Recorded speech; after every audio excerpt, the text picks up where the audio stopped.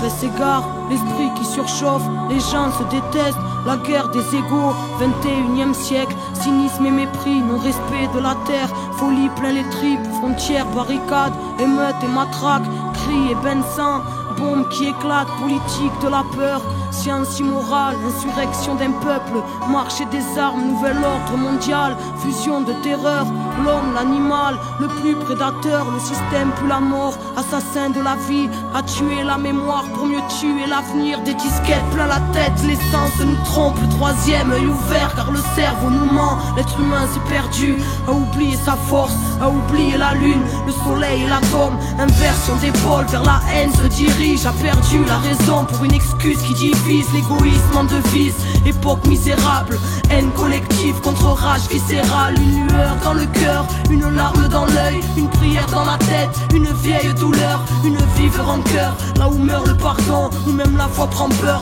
allez viens nous partons, des lois faites pour le peuple et les rois tyrannisent, confrérie et business en haut de la pyramide, ça sponsorise le sang, entre chars et usines, innocents dans un ciel aux couleurs des usines, un silence. Corso di diritto alla città che lancia questa assemblea ha iniziato la sua storia proprio l'anno scorso mentre esplodeva Mafia Capitale. L'ha iniziata da una riflessione che è partita dagli spazi sociali ma che vuole allargarsi appunto alla città, a chi la vive tutti i giorni e a chi spesso invece non riesce a viverla tutti i giorni, la vive con sofferenza come molti di noi. Quelli che sono arrivati a governare la città adesso parlano di Mafia Capitale, raccontandoci che ormai la soluzione è vicina e che appunto il modello di gestione della città che si sta configurando è un modello che sconfiggerà finalmente quei meccanismi che hanno governato fino adesso a Roma. La verità è che quel mondo di mezzo nascondeva meccanismi di sfruttamento selvaggi del lavoro, nascondeva meccanismi non soltanto di corruzione e di governance malata della città, ma appunto un sistema che si fondava su un vero e proprio lavoro gratuito. Nonostante l'inchiesta di Mafia Capitale, le condizioni di lavoro degli operatori sociali sono disastrose. Inoltre i consorzi incriminati continuano spesso a partecipare e a vincere a bandi cambiando il nome, basta essere in regola con il modello turco ed il gioco è fatto, poco importa se i lavoratori non sono pagati da mesi e se i centri sono infestati dalle blatte. Tronca per questa città vuol dire lavoro gratuito, vuol dire modello Expo, vuol dire sostituire tutti quei microservizi che oggi sono alla persona, ai disabili, agli anziani, ai minori, agli animali, sostituirli con il lavoro gratuito.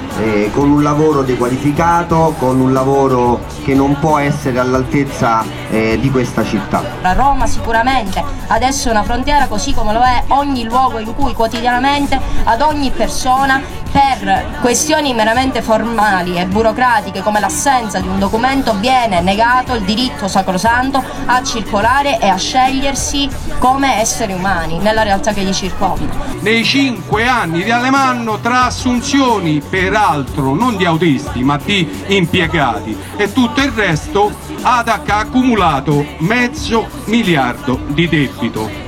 Qual è la soluzione? È quella che ha fatto il governo per le 4 banche che vi dicevo: tagliamo i servizi sociali, tagliamo gli autobus in periferia, tagliamo i finanziamenti all'assistenza alloggiativa. Ossia la cancellazione sostanzialmente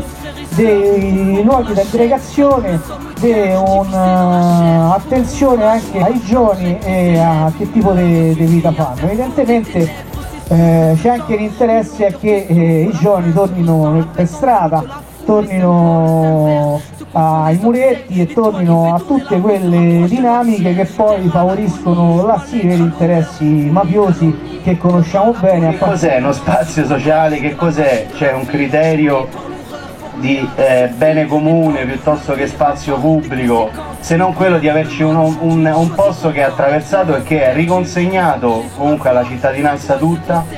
e utilizzato. Le operazioni di privatizzazione stanno andando avanti in tutti i settori, stanno andando avanti nei trasporti pubblici locali, nella gestione del gas, nei servizi sociali, però in nessun altro settore stanno andando avanti in maniera così scientifica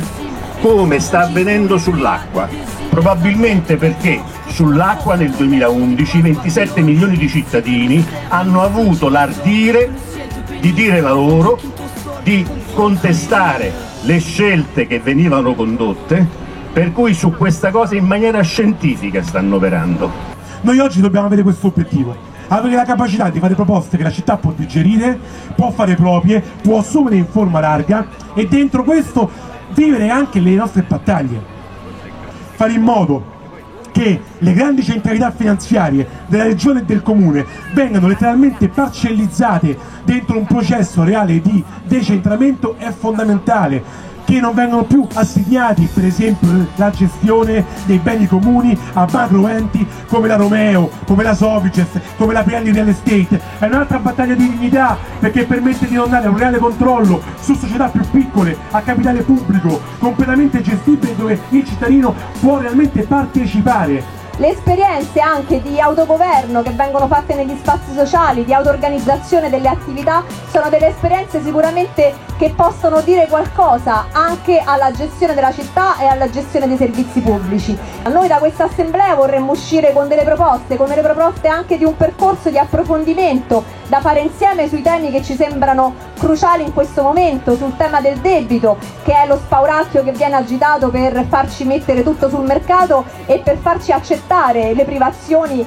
a cui come cittadini siamo sottoposti ogni giorno. Il tema della democrazia e della partecipazione, il tema dell'accoglienza, una serie di temi che leggiamo sui giornali tutti i giorni, dei quali leggiamo però una interpretazione dall'alto. Noi quello che vogliamo fare è lanciare un'interpretazione dal basso e siamo convinti di saperlo fare, siamo convinti di avere le competenze per farlo, l'intelligenza e anche la ricchezza per farlo.